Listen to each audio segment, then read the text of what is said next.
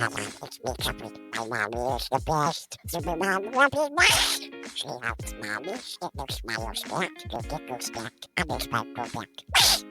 You wait for the straw brush. Get ready for it. Super snuggly. And super strong. Welcome back to another exciting episode of Healing for the Soul podcast, with this being season number 6, episode number 6. If you are ever looking for a virtual assistant who can edit your social media content, grow your social medias, book clients, and much more that all businesses require, I highly recommend Sphere Rocket for all your virtual assistant needs. The link to Sphere Rocket is at the bottom of this episode. And before we get started, I am your host, Robin Stoltman, and every week I feature different guests to help you become the best version of yourself through different methods you may not have heard of or thought of. Make sure to subscribe and keep coming back for more. And today, I have my guest, Dr. Larry Waldman, who is recently semi-retired licensed clinical forensic psychologist in Phoenix, Arizona. He conducted a highly successful private practice of 45 years, working with children, teens, parents, couples, and adults in a solution-focused manner. He also consulted with family, personal injury, immigration, and estate planning attorneys. His BS in education and psychology was from the University of Wisconsin. His MS in school psychology was at the University of Wisconsin-Milwaukee, with his PhD in educational and school psychology was earned at the Arizona State University, and his diplomat, the ABPP, was received in 2003. Let's get started with today's episode. Thank you so much, Dr. Larry Waldman, for being here with our audience. Well, thank you. Thank you for the opportunity. So that's quite the accomplishment. All those 45 years working with all these people. What has been like the most helpful, or what have you learned working with all of these people over the years as far as behavioral psychology applied to parenting? Okay, well, if you want to put it in a simple sentence, I guess I would say catch them while they're good. Catch them while they're good? Yep. Mm. So I know that can be taken a couple different ways. What would be, in your mind, the catch them while they're good? To give a little bit of background, there are 4 different schools in psychology out there. The psychoanalytic, the behavioral, the cognitive, cognitive behavioral, and analytic, okay, and biological. So depending on what school you're looking through, you're going to advise different things. I of course am versed in all those areas, but there's an old adage that says, therapists practice the kind of therapy that best meets their own qualities, if you will.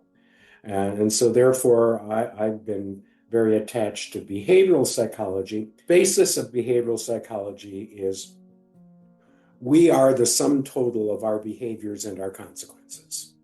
Okay? In other words, how we behave is really a function of past behaviors based on the consequences of those previous behaviors. So, if you do something, whatever it is, and it has a positive consequence, you're likely to repeat it. If you do something that has a negative consequence, well, you may or may not repeat it.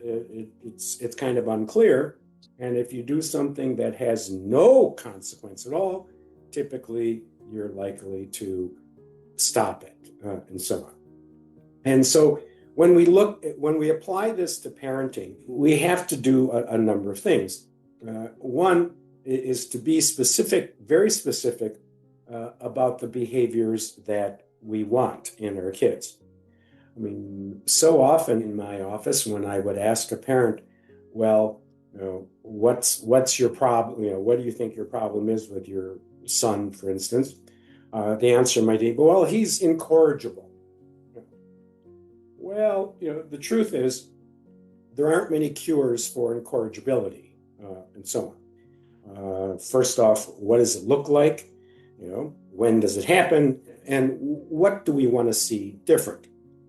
And so one of the things we have to do then is be much more specific about what it is we would like him to do in this case. Like, for example, if I ask Billy to do something that within 3 seconds he ups and does it. Okay, now we have a very specific goal. Now, here's the other part that we have to look at is, all right, so what then becomes the consequence for that specific behavior? Research clearly shows that in most homes across this country, when 90% of the time, when the child is misbehaving, they are getting parental attention of one sort or another. Okay? Typically, of course, we refer to that as negative attention. Now, that's an adult term. In other words, that's what we made up. But you see, the child hasn't read any textbooks. The child doesn't know what's good, bad, or indifferent. All he or she knows is the life they're leading. And if they come to learn, and that's what behavioral theory is often referred to as learning theory, if they come to learn that when they do X, they get attention, which kids desire, you've heard the old expression, negative publicity is better than no publicity at all. Sure have. Sure. Well, that's true of celebrities, and it's also kind of true of kids. Negative attention is better than no attention at all, particularly when they don't even know what good attention would look like. Okay? So 95% of the time in most homes, when kids misbehave, that's when they get attended to. When the child is behaving and is doing something, that the parent would be like maybe quietly reading a book or playing nicely with their sibling and so on, what does the parent do? Nothing, typically. Exactly. Right. And so what is the kid learning then?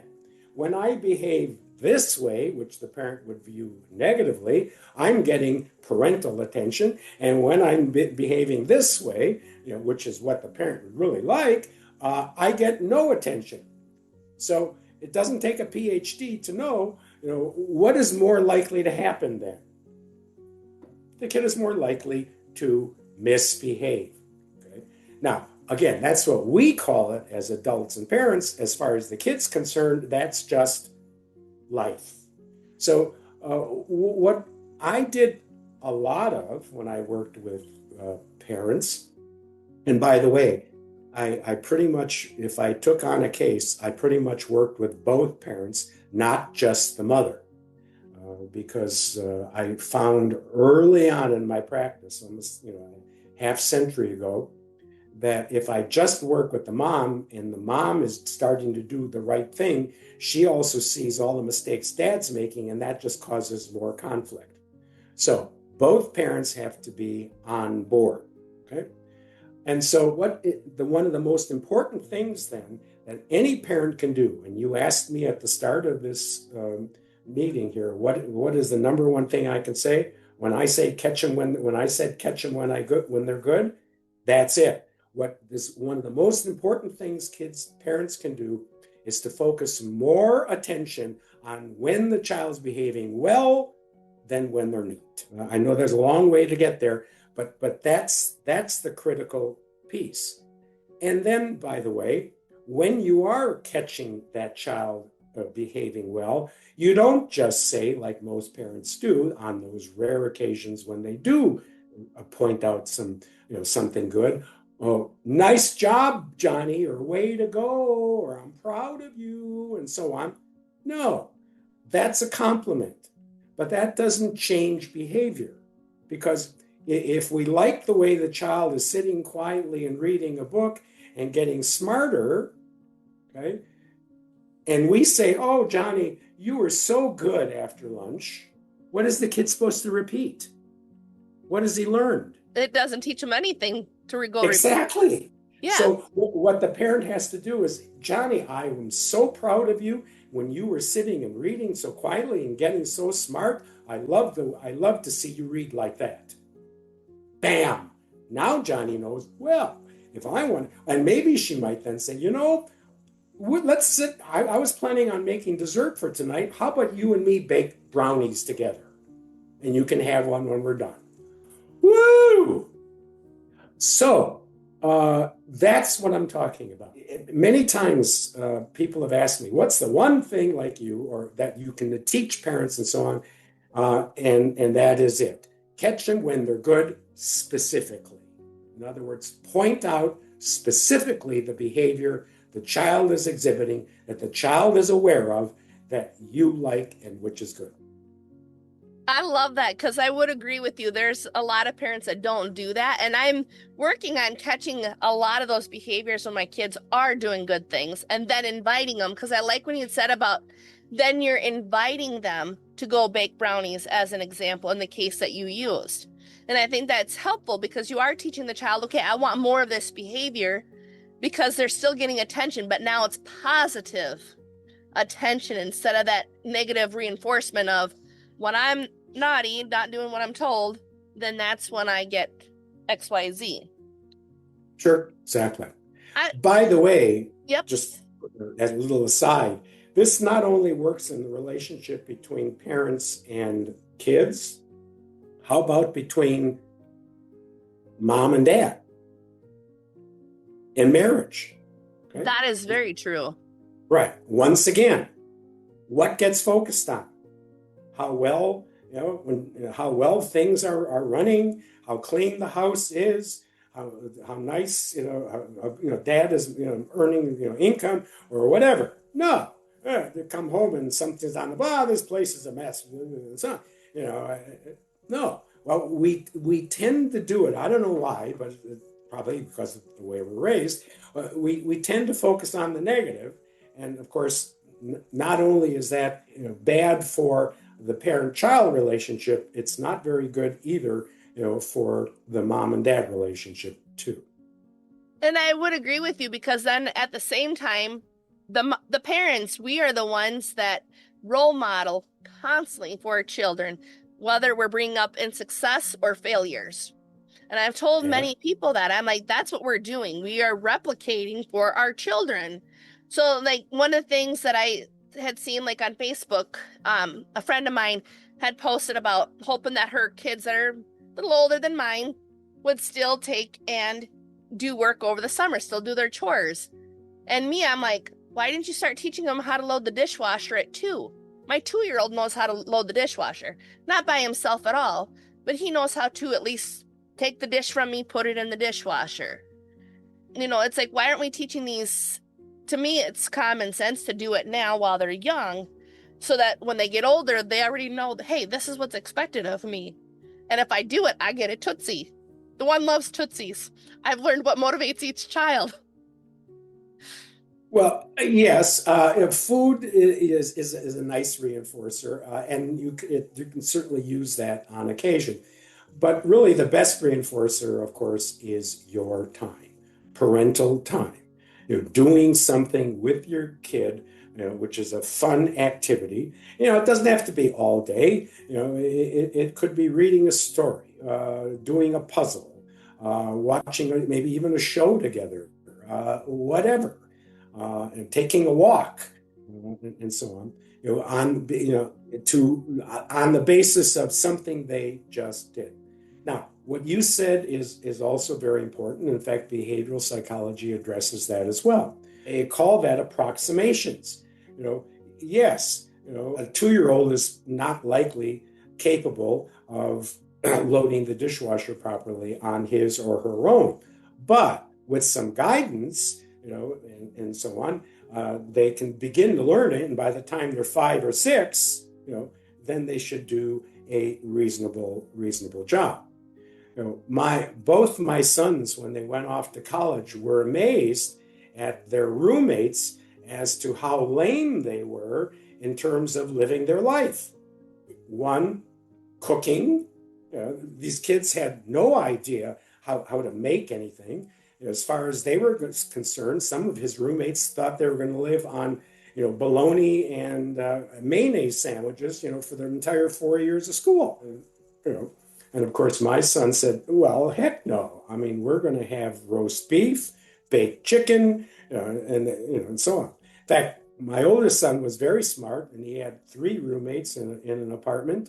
And he basically lived very well by having his roommates pay him to cook, clean, and iron, and wash their clothes. Because these kids knew nothing about it. None. Their mommy did sad. it. Right. That's have you seen that to be within a lot, like most families do so much for their children that it actually like causes like the entitlement issues that we're seeing by chance? Oh, absolutely. Yeah. Yeah, we're taking away the ability, to feel good about something that they've done, and so on. Yeah, my kids, had various chores to do, but these were life skills. My son tells a story. The first time one of his roommates tried to wash his clothes, he overly stuffed it, and put a brand new red sweatshirt in. Tried to wash, and we know what happened. You got color red. Yeah, well, everything was pink. Yeah. After that. Well, these are things you need to learn. Being able to cook for yourself in a healthy way, that's needs to be learned. It doesn't happen automatically, and so on. And of course, even learning how to drive and things like that. My kids learned to, when they were getting their driver's license at 16, I said, before you pass the state driver's test, you pass Dad's driver's test.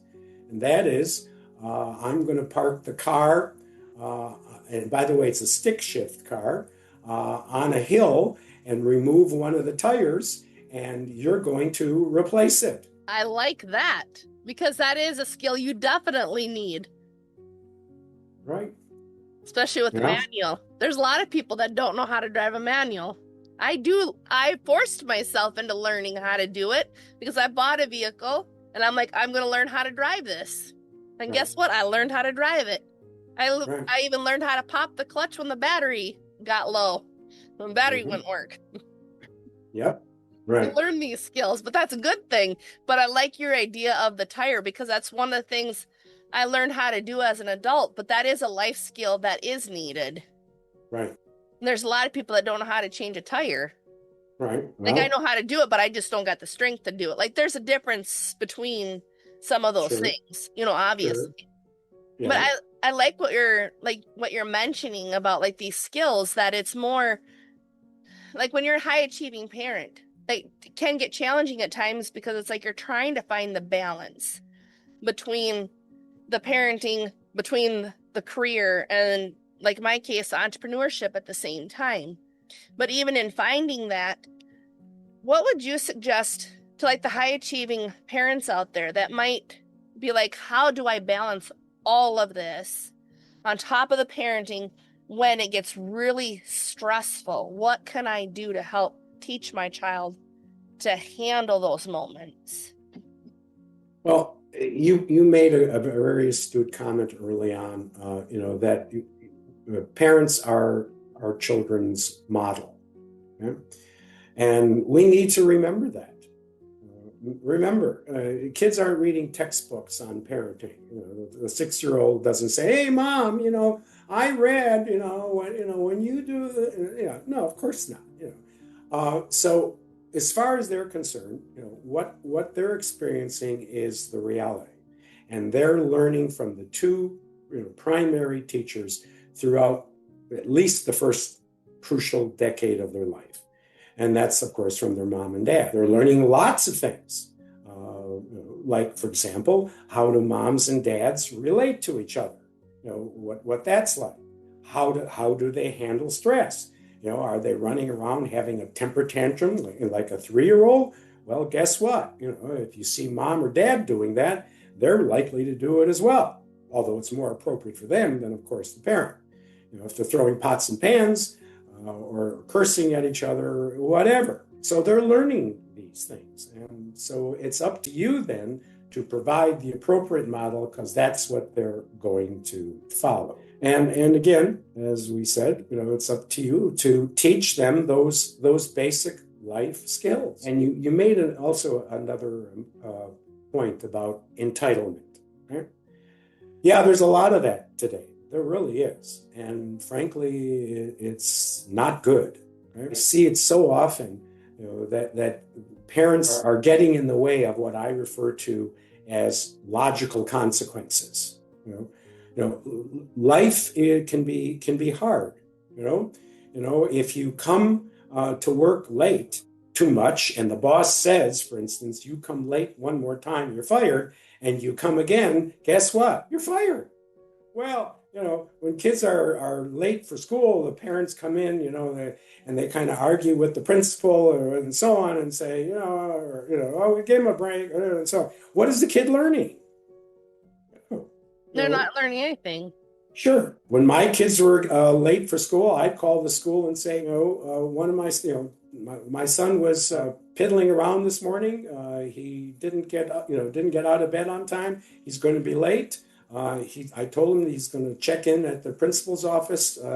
I suggest you provide any consequence you think is appropriate, like staying after school or something, but you decide. Let the consequences occur, because they're going to learn. I'd rather have him learn what the consequence of being late to something is when you're in the third grade than when you're 30. Exactly. And there's not enough parents that do that. Right. They think they're doing their kid a favor. No, they're not. No, they're not. Because that's what I've noticed, like, what the difference between, like, my husband and I as far as parenting. Like, some of my stuff, I'm like, let them find out on their own. Some of the consequences, they're going to have to learn it on their own, because that's when we learn it the best. At least that's for me anyway. The school of hard knocks has taught me a lot more. One of those things that I think is crucial to this. And then, so in what we're talking about, you're talking about like the natural consequences and in the entitlement part. So if you have to tell your child 5 times to do something, what are we teaching our children about our first request? Well, it's pretty clear. And this, of course, is very common, and I appreciate you bringing that up. What do we teach them by our first request? As far as the child's concerned, we're just getting started. They've learned already that you're going to ask again and again and again and again. Then why in the world should I respond to the first one when I know all these other requests are going to come? Besides which, maybe mom, and that may happen, mom or dad get so frustrated they walk off and you don't have to do the darn thing at all. Okay, yeah, I mean, see, these are all, again, behavioral things, based on behaviors that have a consequence, have a reaction. This is all behavioral psychology. Logical consequences is a significant tenet of behavioral psychology. I remember one time my son had a speeding ticket. And he came, oh, Dad, what are we going to do about that? And I said, what do you mean we? Here's what it is. You're going to have to go and attend a full day Saturday class. Well, what about sports? And what about this? What about that? I don't know. You guess you'll have to work that out. Well, what are you going to do about it? I said, I didn't speed. You did. And then, by the way, I'm going to contact my insurance man and find out how much more our insurance is, and you're going to pay the difference. He didn't speed too much after that. I was just going to ask that. I bet he didn't speed after that, or if at all, because he learned. And who was he mad at? He wasn't mad at me. I mean, kids like to pawn it off. I said, look, these are just the natural things that happen when you break laws and so forth. You get inconvenienced. It costs you money. Yeah, they sure do. So then, even in that, I've noticed like a lot of people like to blame other people for their problems. And it's like, in your 45 years, what have you noticed like the biggest cause as to why people like to blame other people instead of taking responsibility for their own actions? Well, I think if people have looked at this segment, I think they realize now it's because this is what we've trained our kids to do. I'm not looking for blame. And now kids will try to put it off and so on. And it's no, this is what you chose to do. And now here are your consequences. I remember they were, I'm not going to finish my homework. Many parents go, what are you talking about? Not finishing and they would sit down and argue with them. And the kid realizes this is pretty good. I got tired of homework and look, I got all this attention and now here mom's helping me and so forth. And I said, that's your choice. I'll let the math teacher know that that's a decision you made, and she can make any consequence she thinks is appropriate. He came home the following day. Dad, I got 2 more pages to do now. I said, well, that's what happens when you choose not to be responsible. I think that's very important to keep putting that responsibility back onto the child so that they learn to not be blaming other people for the choices that they're making, because it does come back down to the parents. And then even at the same time, it's with your spouse. That question can be at the exact same thing as when you got to keep asking your spouse repeatedly. It goes back to, okay, well, this is that's why the child has to be told repeatedly to do the exact same thing. So when instead of getting to that point where we're at 5 times, 6 times, and then to the point of yelling, what would you recommend that parents can start doing so that they get their request met either immediately or within the second time of asking? Like if they're new to this. Well, say it once, make it clear, make sure they've heard it and so on, and then leave it alone. And then, depending on the response, the behavior, you either reinforce it. If the child does it, then of course reinforce it specifically. Oh, Johnny, I really appreciate the way you picked up your shoes or whatever out of the kitchen or living room. That was very responsible of you, and so on. Okay, or not. Now, speaking of shoes, there were a couple times I remember when my kids would leave their shoes in the family room. And I would say, hey, Bud, I'd appreciate it if you put your shoes back in your room. And sometimes they blew me off. Now, I could say, hey, get your butt over here and get those shoes. I could have done that. But instead, the way I'm thinking, the psychology is if those shoes are there, those are shoes he probably likes to wear. Okay? So what I did is I hid him. So then that following morning, he's running around the house going, where are my new tennis shoes? I need them for school. I said, the ones that were left out in the living room yesterday? And he said, yeah, where are they? I said, I don't know. When you leave them out, things get lost. Oh my God. That's it. Now, when he got home from school, miraculously, those shoes are back in the living room. And guess what? What happened then? Well, I put them back in the living room. And so guess what? What do you think he did? He put them back in his room very quickly. Yeah, yeah. I'm just thinking in my house for our shoes, they all go back on the rack.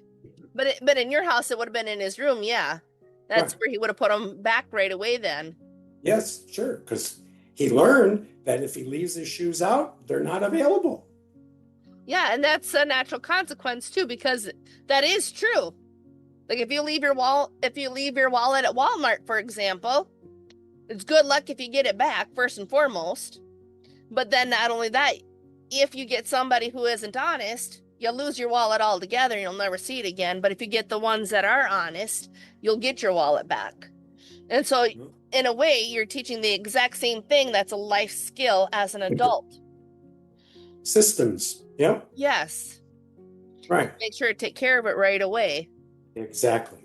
Right. So, you go to the store, you open up your wallet, you put out the credit card and so forth. Before you leave, you check, make sure your credit card is back in your wallet is back in your pocket or in your purse, as the case may be. Have an old set, I call it every change of set, meaning moving from A to B. You take 1 second, look back, and is anything left here, and then move on. That has saved my buttocks. I can't tell you how many times in my life, and my wife's, especially. And my husband, he has a tendency to forget things, and I'm always double checking, making sure, do I have everything? That's why I've never locked myself out of vehicles or houses. I've never done that because it's one of those, I just know, look, make sure I've got it before I go out. Okay. But like the So then towing companies and people that need help with keys, they like them type of people that forget those things. right, exactly. So in all of this, I really love the conversation that we have had because there's so many life skills that you're getting at that they're just simple everyday things that I think a lot of people forget. Overall is what I'm getting. It was like catch them when they're good. Like what you had said in the very beginning. And like what you said, you can apply that to the spouse too at the same time. Well, for sure. Yeah, and the theory of behavioral psychology is actually pretty simple. It's much more difficult to apply, but the theory is simple. And as parents, when I worked with them, came to learn it and own it, and so on, it really, learning to, focus on the child's good behavior and be specific about the reinforcement. And if they're seeing some behaviors that they're not, satisfied with or pleased with, to start thinking in terms of, instead of punishment and raising your voice and so, thinking in terms of, well, okay, now what's a logical consequence here, and so on. I remember one time, one of my son's jobs was cleaning the pool on Saturday morning. He was now 12, and so on. And we at 1 o'clock we were supposed to go to his Little League game, and he loved Little League. He loved it all, and he was one of the pros. He was the shortstop and the fourth cleanup hitter, so he was a big man there, and so on. And and the pool was supposed to be cleaned by noon. I'm looking and I see the pool hasn't been cleaned. He's sitting there contemplating his navel and watching his TV and so on. And now it's about 1:45 and we're supposed to go to the ball field. What do you think I did? Didn't go to the ball field. I went to the pool and cleaned it. Now he comes out at 5-1, with his cleats on, all ready to go. Dad, we gotta go. We gotta play ball. I said, Josh, I'm sorry. You neglected this chore, so now it becomes my job. So I'm now having to do it. We'll get there when we can. Well, I'm going to miss a couple innings. I said, that's what happens when you fail to be responsible. True. That is very, very true. It's still that natural, logical consequence that would happen. So I know that you've wrote 8 books. Have you wrote any more than 8? No, you got them. Thank you. Right. Oh. Yeah, and thank you for bringing it up. The books, the primary books that I'm talking about right now is this one. It's entitled "Who's Raising Whom," and a lot of the things we just talked about are in here. The follow-up to that one is "Coping with Your Adolescent," and I'd like to say, if you haven't read the first one, you sure as heck are going to need this one. But my other books, "How Come I Love Him But Can't Live With Him?" That's my marriage book. "Too Busy Earning a Living to Make Your Fortune," another one that a lot of people like. More recently, I wrote a book entitled "Love Your Child More Than You Hate Your Ex, What Every Divorced Parent Needs to Know." And that was based on a lot of the legal work that I did in my career. And then, of course, I have a book for seniors now, since I is one, I guess, entitled "Silver Sex, Insights into Senior Sexuality." I know we're going to run out of time here. So what's the best way for our audience to get in contact with you? Well, several ways. My email address is LFW, that's my initials, at LarryWaldmanPhD.com. They can also check my website, which is topphoenixpsychologist.com.